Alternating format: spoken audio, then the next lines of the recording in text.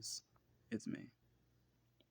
I've been mulling over this debate ever since it happened, and I have a lot of thoughts. First off, I'll go ahead and start with the fact that it was very even. Nobody was really that much on attack or that much on defense.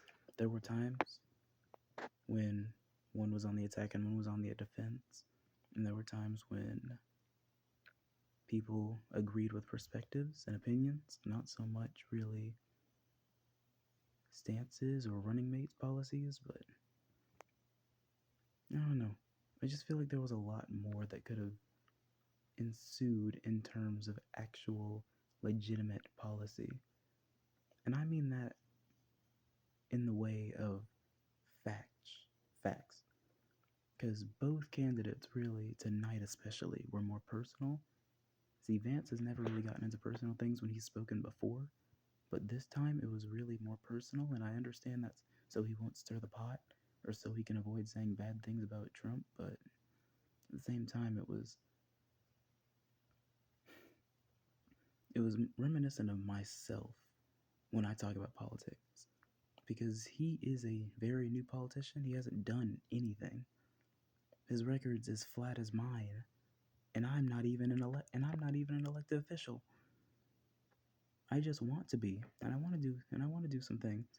But all he could do is talk about what he wanted to do, what Donald Trump would do. It's like, oh, you want this? Donald Trump can do this. Oh, you want that? Donald Trump can do that. If you want this to happen or you want our economy to be like this, then Donald Trump can do that. And I understand that that aspect of it was rigged against him because Wallace has experience and he doesn't. I mean, yes, the debate itself was very even, but the answers were not. In most of these situations, especially the ones concerning real, tangible policy, Wallace just used examples that he did in his own state. Like his 12 weeks of paid tax leave, the child tax credit. Like,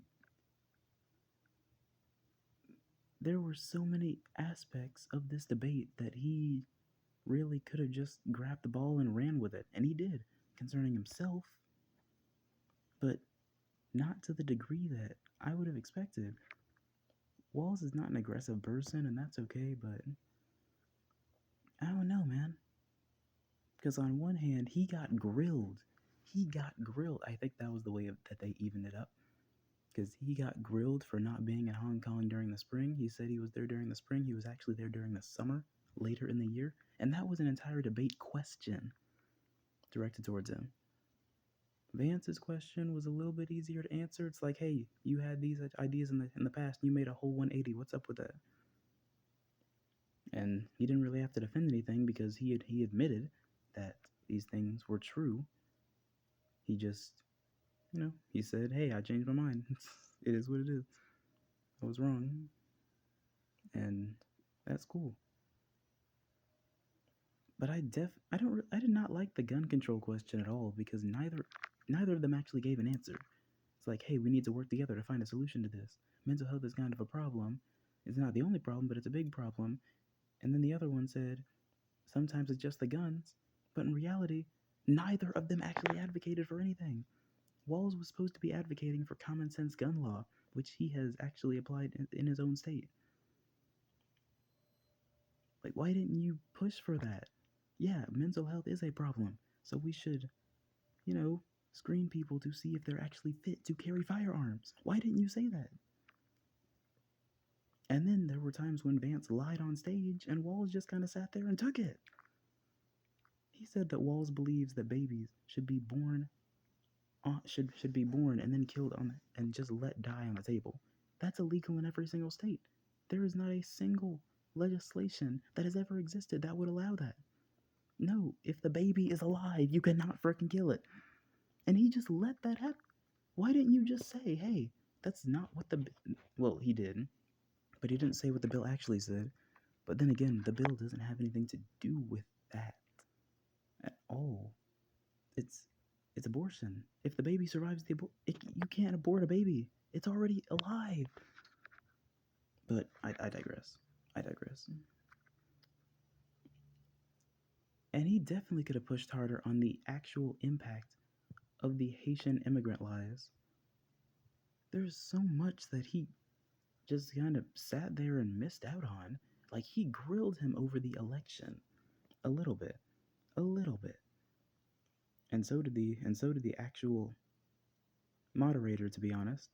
And Vance just kind of danced around that answer just because he didn't want to make his boss mad. Like, but at the same time, that's the only thing that he actually took offense on. Like, he just let Vance get away with a lot of lying. And the claim, and he also did say that the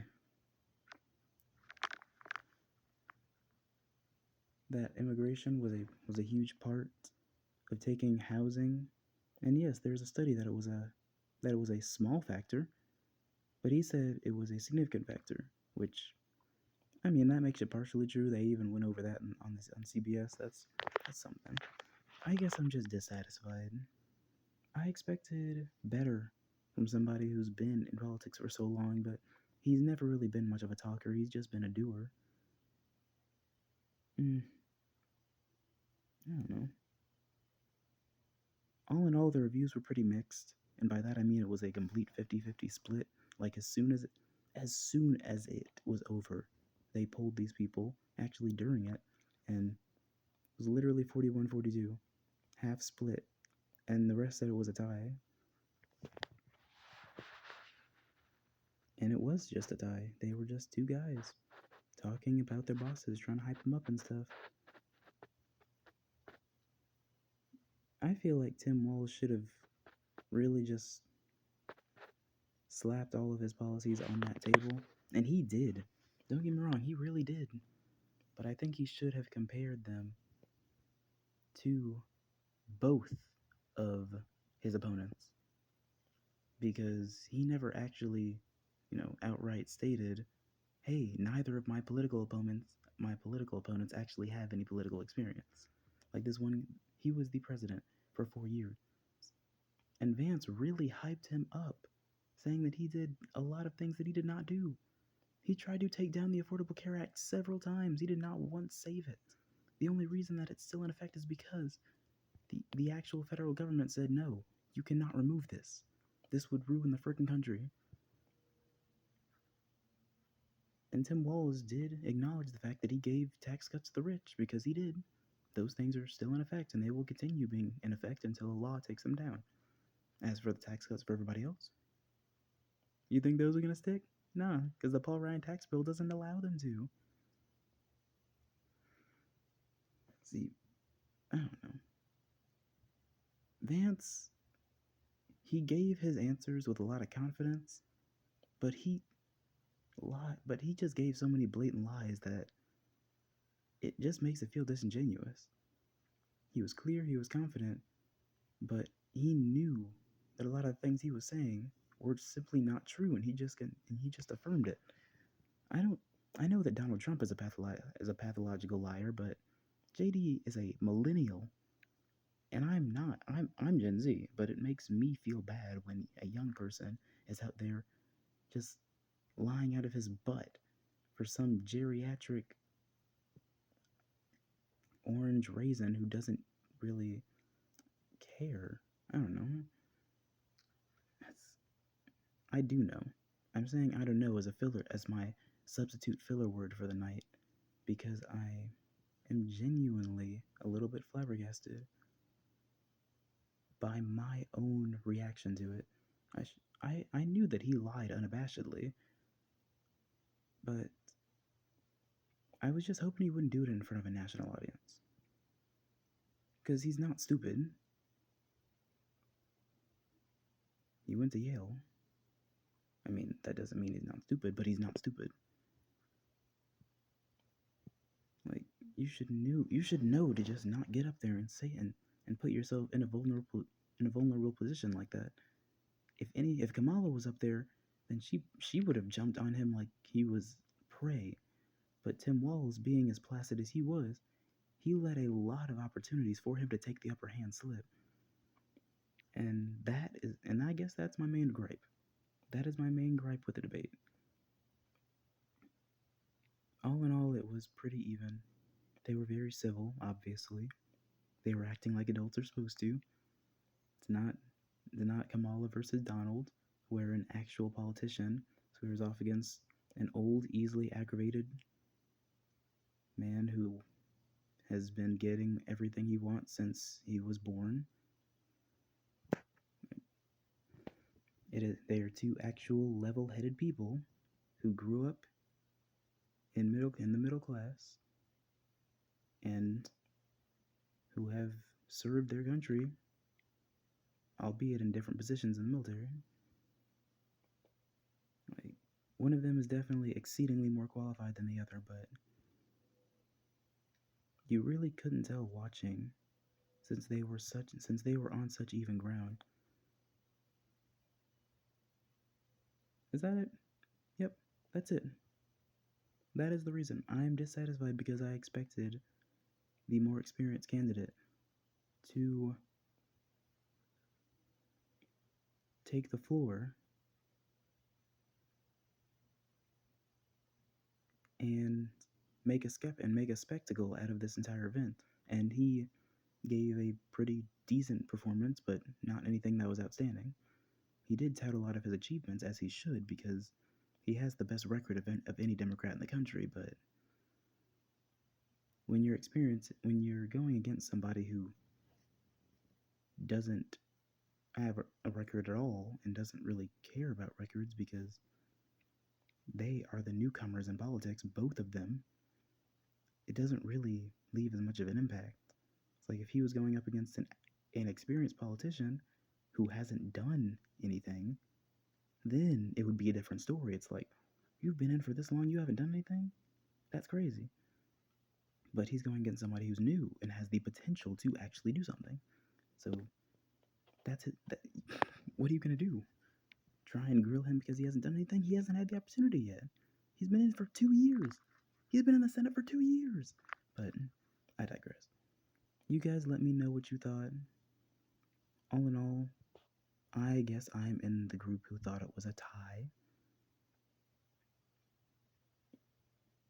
which is disappointing, but you know, I think it's pretty obvious who I believe should be the Vice President of the United States. The person who has more qualifications than anybody else in the country, and who has a record that is literally unparalleled. I believe that moving him up to the vice president seat would be a good thing.